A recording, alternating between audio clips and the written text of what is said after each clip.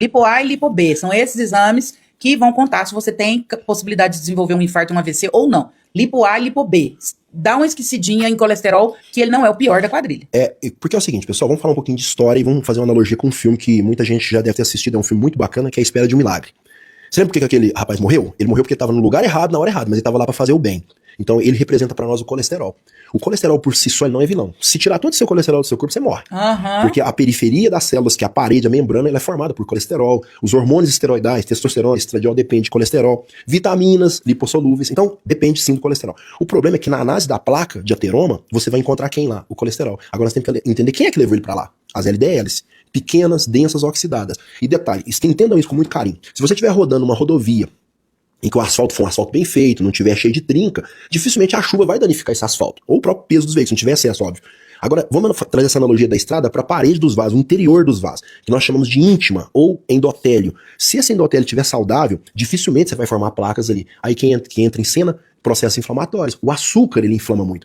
As pessoas têm medo de gordura, mas não têm medo de açúcar. Então esse excesso de insulina, homocisteína alta, então ela promove o que a gente chama de disfunção. Fissuras, pequenas trincas. É essa analogia que nós estamos falando, da rodovia. Então, eu não estou dizendo para você não preocupar com colesterol, só estou dizendo que não adianta a pessoa ficar tomando medicação. Nossa, parabéns, agora seu colesterol está abaixo de 190. Grande coisa. E os processos inflamatórios? E seu fibrinogênio? E seu VHS? E seu dímero D? Será que está sendo dosado também? Então é um contexto. Quando você vai viajar com o seu carro, não adianta você só calibrar o pneu, você tem que olhar mais coisas, de repente você vai ficar a pé. De repente você tá com uma bomba de combustível, com a correia dentada que tá precisando trocar um tempão e não foi olhada. Então quando a gente preocupa com essa questão de infarto, AVC, formação de placas, tem toda uma gama de exames para você olhar. Não adianta olhar e baixar só o colesterol e baixar a guarda. Porque esse é um perigo. A pessoa começa a perceber que baixou as custas de medicação, mas ele não muda aquilo da alimentação que está inflamando esse corpo. Então, as fissuras que a Andrea falou vão continuar existindo nos vasos. Então, você sabe como que eu percebo as estatinas, simvastatina, rovastatina em geral? É a goteira. Pinga, sem enxuga. Pinga, sem enxuga. Pinga, sem enxuga. Você não vai consertar o telhado?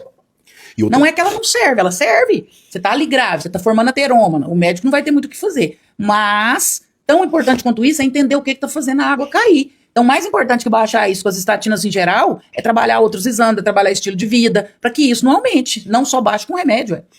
Pessoal, não assustem não. Quem tiver curiosidade, procurando literatura, vocês verão vários estudos correlacionando pessoas com níveis normais do que manda a literatura, né, abaixo de 190 de colesterol, infartando do mesmo jeito, formando placa do mesmo jeito. É para exemplificar o que eu estou falando. A formação dessas placas, que o pessoal chamam de placas de gordura, mas não são necessariamente de gordura, elas vêm de todo um processo, inclusive envolvendo o sistema imune, porque tem as células esponjosas que vão para lá. Enfim, não adianta você preocupar com isso e deixar de fazer o básico, que é uma alimentação pautada em fibras, evitar excesso de gorduras ruins de uma maneira geral, gorduras que oxidam, principalmente a famosa gordura trans, a falta de exercício físico.